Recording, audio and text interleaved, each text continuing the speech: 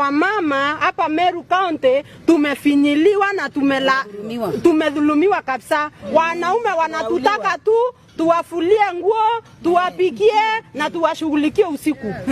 Lakini wakati wa uongozi ama wakukula hawatutaki. Sasa ndio maana mimi nimesimama hapa kama Eunice kusema sisi wamama wa Meru tumekataa kuwashughulikia usiku na kuwapikia na kuwafulia nguo kama hawatutaki wakati wa kukula.